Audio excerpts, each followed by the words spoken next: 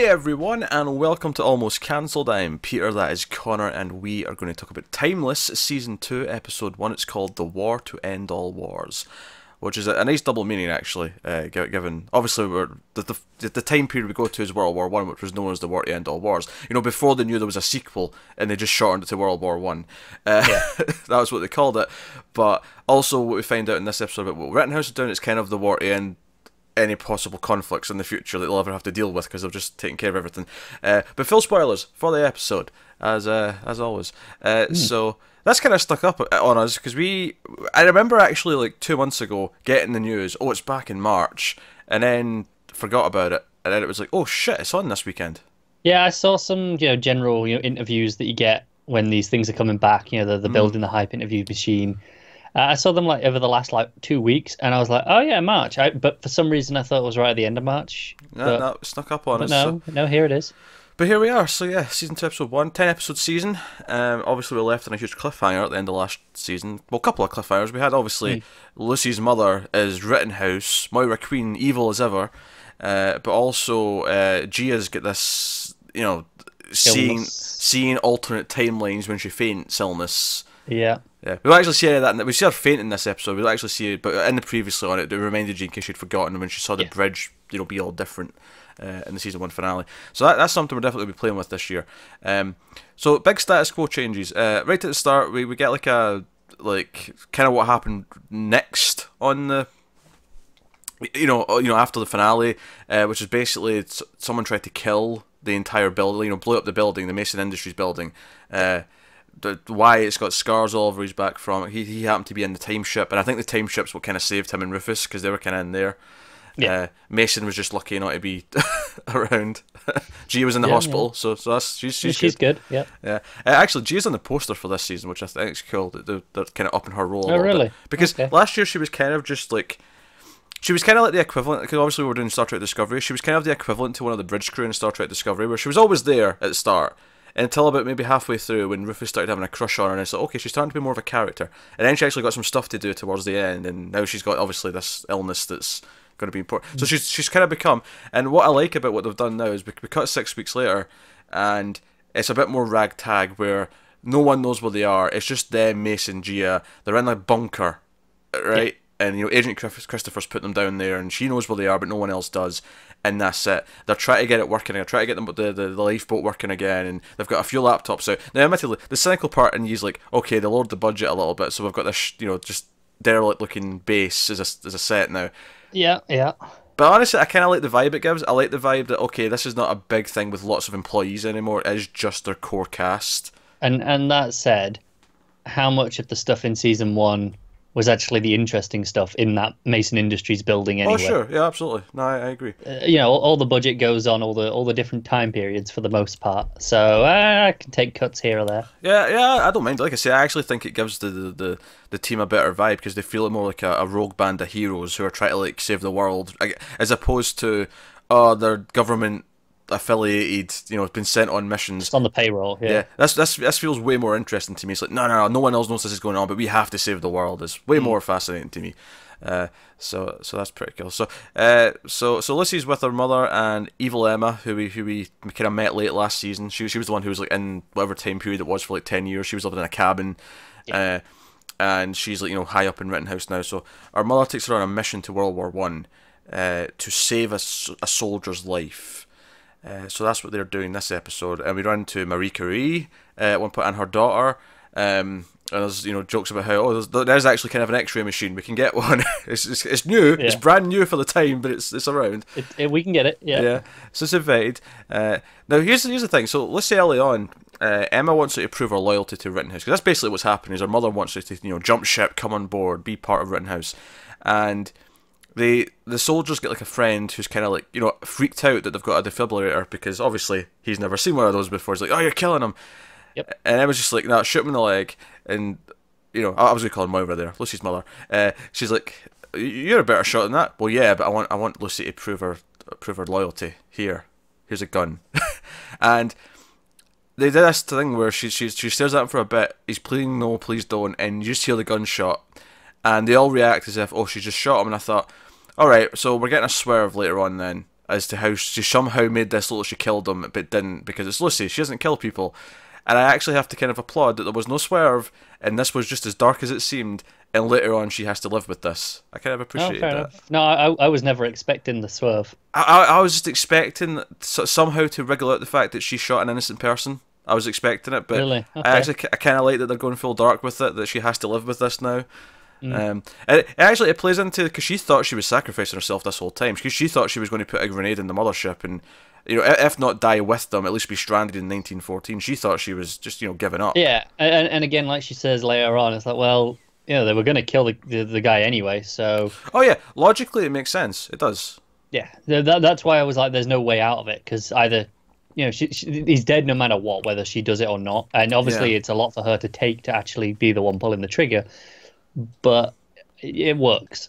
But I appreciated that. I appreciated that they never backed out. And when it got to the point where they eventually get Lucy and they come back to present day, and she's like opening up a bit, I'm like, oh, they're really going down this path. Like, she's really just having to live with this stuff, which is great. So they get the time ship working. They go back. They run into Lucy. They help her. This basically just kind of rescue her, because basically once they realised that she was going to sacrifice herself, it's like, well, she was never going to join us anyway. Now we have to just take her out. But obviously Wyatt and Rufus show up just in time and kind of trade, because they're going to kill the guy they were trying to save the whole time, and they kind of trade for Lucy, and we get sort of a new status quo kind of firmly set up. But obviously lots of interesting things. He obviously was a soldier with the smartphone and his little pouch. You know, pouch that was obviously of the time, but once he opened, it's like, oh, it's a smartphone. You see him with the pouch at the start, and like, you know, keeping it very safe. But that's about it. You don't really think too much about it. Yeah, he's got an important little book or something in there that he wants to survive. Right. Little journal with his, you know, message to his wife or something. I don't know. Right, exactly. It seems perfectly innocent at the time, doesn't it? But he sees the phone, and later on they find, and I loved how Rufus put this, it's like Mein Kampf but written by Philip K. Dick. I like that comparison. Yeah, his references were on point. Yeah. Oh yeah, he made the Handmaid's Tale one as well. It was you know, they're talking about their end game of what Rittenhouse wanted. It's like, it's somewhere between Hunger Games and Handmaid's Tale. My only criticism of that line, now admittedly, he could have just read the book, right? I know there's a way out of this. He could have just read the book, right? But I was thinking, yeah, but it's only been 6 weeks and season 1 finished a year ago. And that's not a big deal, because again, he could have read the book. But in another scene, Lucy tells you know, the soldier they saved, back to 2018. It's 2018, and I'm like, but wait a minute, what year were we in 6 weeks ago when you know, had season 1 finale? For all we know, it was the middle of December. God damn, wasn't. No, it wasn't. It was May. Let's be honest. It's always May. It wasn't even May, because season 1 ended in like March. Because remember, it was only 16 episodes. Oh, right. So it was a full year ago, give or take. Yeah, you're right. I just assume May when I do that. Yeah. So I was just like, yeah, the bollocks here, bollocks to this 2018 nonsense. I know it's a time travel show, but they said 6 weeks. They did. So they did. You know what? Maybe they should have said 60 weeks. Yeah, you know, even 6 months I'd have bought. You know, because okay, I'll buy it was maybe in the show's timeline. It was late summer, and now it's like February. Yeah. Fine, sure. Whatever. Anyway, it's not a big deal. It doesn't matter. It doesn't affect the enjoyment of the story. But I just noticed it and went, fudging the numbers here. The only thing I can think of is I don't remember well enough if they established it was, you know, what year it was when it was on before. I feel like they I mean, they might not have, but I feel like because they're constantly travelling back to other time periods, I feel like they probably did specify, because they wanted to reference what's changed. That's the thing. I feel like they must have done, but if not, I'm just going to say it was always 2018 in the show's timeline. I mean, maybe they just always said it was roughly... Maybe they never specified it. They just said 2017 all the time. So that way, it is theoretically believable that it is 2018 after 6 weeks, because it could have been November. And it's worth noting, this would have started late 2016, right? The show did, yeah. Yeah. So, okay. The show started September 2016, so... Yeah. So if anything, they probably said it was 2016. they may well have done, that's what I'm thinking. Yeah, they might have done. But hey, not a big deal. But we find out a bunch of stuff. So this guy was kind of an early Rittenhouse person of the time. He wasn't from the future, but he basically wrote a manifesto. If we ever get a time machine, here's all the things we could do. Yeah, it kind of sounds like the not quite the founder, but about all the ideals. Oh, because we know Rittenhouse went further back than him. we know that's been further way back. But yeah, he's maybe the founder of the idea of what to do with time travel in that sense. And so that's interesting. Of course, we find out. It turns out it's actually Lucy's great grandfather, because her mother's like, "Oh, I'm your granddaughter." So I was like, "Okay, all right." Yeah. That's cool. So, which is interesting because Lucy at one point was about to kill him with the pillow. Well, he was supposed to die anyway, right? So I assume he's already had a kid. Yeah. But it's made me wonder though. Like, I wonder if you almost get into this weird thing where, like, could that debate come up about going back and killing him to stop everything, like earlier on? Yeah, because there's only so early you can go to kill him, because they've still got to preserve the future. Oh, of course, yeah. But it's just like that's that thing where, like, what if the sweet spot lies in before she's conceived? Yeah, exactly. Well, when I say she, I don't mean Lucy. I mean Lucy's, grandparents. Yeah. Whatever grandparent's the one that leads to her. Yeah, exactly. Yeah, you know what I mean. We're talking about timelines, family lines. But I was thinking in the episode, they were perfectly safe to have killed him at any point. You're probably right. It never occurred to me in the episode, but you're probably right. But just assuming he was going to die anyway, right? Yeah, they were there to save him. So presumably he's already conceived whoever before he went on into the war. Yeah, no, that makes sense. So that's the whole thing. So we've got him and Lucy's mother seem to be the big bads of the season for now, at least. And we'll see what they're trying to do. And obviously the big thing is that, wait a minute, this guy who had the phone, he was there for years. He rose in the ranks. Yeah. So it's like, well, all these places they've been going to in these past 6 weeks, they think they've been planting sleeper agents who are there to, get jobs, get to your positions, whether it be military or law enforcement, whatever, and rise up, so that when the time comes, you're actually so established that no one would ever suspect you're just like a face that's just shown up. Because that's the thing our team always encounters, that they've just shown up at the time. Yeah, no one knows who they are. Yeah, it happens even in this episode. Yeah, I did laugh actually when they're trying to steal the truck. Yeah, and the soldiers have grabbed them. It's like, oh, what regiment are you with, Rufus? It's like, the black one. That really made me laugh. Yeah, because I have no idea what you say. I'll just say the black one. Maybe there's a black regiment somewhere. I feel like that's always the thing you hear. Is like there's always the black regiment, right? Yeah, from time periods. Yeah. Yeah. There's always the one that you don't know a specific name or number though. I mean, I'm sure some history buffs do, but yeah. Obviously, we don't. I don't exactly, numbers. That's my point. Like, most people don't. They just know. Oh yeah, okay. I mean, Wyatt knows enough to kind of bullshit, or at least try to, because he has obviously some military history. So he's kind of like trying to Yeah, he's a military man. It's probably not accurate to the time period, but he's trying to just kind of wing his way through it. Yeah, But hey, Rufus actually sets a guy on fire at one point during the fight, which I thought was. Which was great. It was oddly dark, but Wyatt takes care of it. But yeah, that was the gist of the episode. Obviously, what's his face? Mason. He's struggling because he's got no money anymore, and it seems like he's forgotten how to do everything that he got rich for. He's a bit broken, isn't he? He's a bit broken. He's struggling with, because he's an engineer. He was supposed to be good at physics and math and all this stuff. He created the time machine. Yes, and he's struggling. He can't do it anymore. But he seems to get a little bit of his mojo back by the end, because he kind of, he's the one who figures out where they've all been in the last 6 weeks. So he's kind of like, okay, right, so I've accomplished something. But I did kind of like the idea that they've been living together for 6 weeks, because Wyatt's like, he can't even cook. He's just like... Yeah. They've got rules about using the bathroom as well. Yeah. Gia walks in and he's pissed at her, and she's like, "Yeah, well, if you used the system, this wouldn't have happened." Yeah, put the chair against the door so we can't just open it. Oh dear! I almost want an episode that's just a sitcom episode of them all in the. That would be the benefit to having a full length season. Yeah, we'll get 10 episodes for the season, so maybe we can't do that. And we'll see what they do, because obviously this episode took longer before our team kind of went back in time to get Lucy, because they were trying to fix things and we were establishing the status quo. But I do wonder, like, are we going to have again, kind of like every episode is like, okay, they've went somewhere, so we have to go track them and find them. I expect at least the next chunk, at least the first half, to be them going, right, okay, they went back to this period, let's go find that sleeper agent.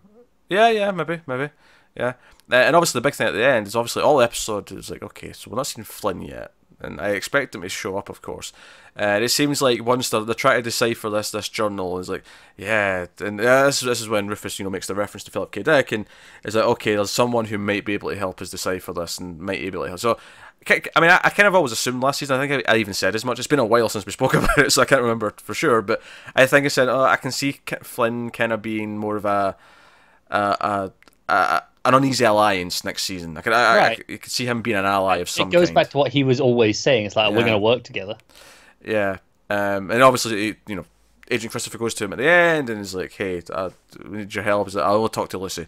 So I can fully see him end up, maybe not right away, but I can see him eventually being out of the cell with the team, helping. At least right now, we're probably going to get like a Hannibal Lecter-esque time travel I agree consultant. that we'll get that for a little bit. I think what'll be interesting is when they need to take him on a mission for whatever reason. Who do they leave behind? Where there's only 3 seats. Can't be Rufus. He's piloting it. Yeah, exactly. So then you have to. But I assume you. I can see it going either way with Lucy and Wyatt, because Lucy's the historian, but Flynn seems to know quite a bit of history himself. Well, no, I'm just thinking he'll refuse to go if Lucy's not coming. So I'm thinking Wyatt's the obvious one who'll. Yeah. No, he won't be happy about it. He will fight against it, but he'll be told he's the one who's staying behind. That makes sense. That'd be my expectation at this point, but no. I know obviously we've talked about plot details and what's going on, but I think the key thing is we had some fun seemingly with the episode. Oh, definitely, yeah. Glad to have it back. Still definitely one of the lighter things that we typically watch. I think that's just a symptom of the fact that we watch so little network TV now. It's mostly the cable and premium streaming service fare. If the networks offered more stuff of this quality and we were into, maybe we'd watch more of it. And I suppose technically, since we watch a lot of the superhero stuff, we do actually watch a fair amount. But that's all kind of its own little bubble. Like, this kind of different. But hey, we get time travel shenanigans. I'm still really sad about this Gia thing. This seeing alternate timelines with her, when she blacks out. Yeah. I can't wait to get into that stuff. That's what I'm really looking forward to digging into. But hey, and yeah, they went a wee bit further with the whole Lucy Wyatt romance thing. And Rufus just flat out called it like, "Hey, you're in love with her." What? Yeah. So it kind of feels like they're cutting the shit. It's like, we all know this is the case. We all know it's going to happen. So let's just do it. Yeah, go on, admit it. Can you at least admit that it's kind of awful to be back in the past? It's like, I'll admit the road's not very good. It's like, So yeah, I'll tell you what. The moment I really did like is when when Lucy first gets back, and you're kind of going, okay, when exactly are they going to? Because you see the outfits first, and it's present day before they go because of the newspaper. To be fair, I never really even questioned where they were going to, because we opened with World War One, so I just assumed World War One. Yeah, no, that's true. But I mean, I really like that scene of, okay, when you first see her, she's already in costume, and you're wondering, okay, is this the past or the present? And then the newspaper's there telling you about the events of the other lot, so you kind of know. They go back, and you get the big scape of so you get the planes and the blimps at the same time going on. It's like, okay, that's where the budget's gone. Oh sure, some of that sort of stuff. Yeah, for a couple of money shots at the start to establish where they are, and then the rest of it's in like little cabins and tents just to make it as cheap as possible. Yeah. Yeah, they have a proper dogfight going on above them as they appear. Yeah. But again, just the one scene, because that's where a couple of money shots there, and then we can. I did like that. It was really nice shots. No, yeah, it worked. And I don't. And that's the thing when I bring up them finding ways to do it on a budget. I'm not criticizing this. I'm actually applauding that they're pulling off this bigger sci-fi show on a tighter, tighter. Yeah, wallet. I think it's a skill. Budgets are something that any creative has to live with. Sure, if you get an unrestricted budget, you do whatever the hell you want. Good for you. But most things in existence, you've got restrictions you got to work to. There's a nice balance to get. I think there's a problem when you have too much money where you have no restraint. But there is sometimes where you feel, okay, they're having to work around certain things. There's definitely a nice middle ground where you want them to have enough where nothing feels cheap, but you want them to still have to sort of rein themselves in from time to time. Yeah, there's that middle ground. Key of where, restrictions force you to be more creative in some ways because you can't just do the easy thing that you think of because you can't afford that, or Yeah. it's not feasible with effects or whatever it is. You have to think of a different way to do it, which can often It's be not. better. It's not even thinking different ways to do it. I think that's the way that everyone always goes to. I like to think of it another way. I like to think of it as it's not so much okay, we can do the easy thing, but that costs too much money.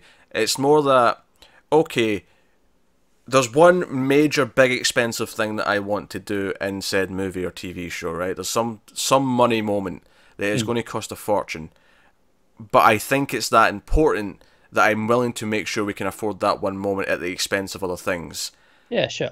And because of that, you make sure it's worth doing. You make sure it's essential to what's going on, and it's not just there because you can do it, because you're making sure you can afford to do it by, not gimping, but making sure it can all flow there. I think this is it says, I say, you have to do things other ways.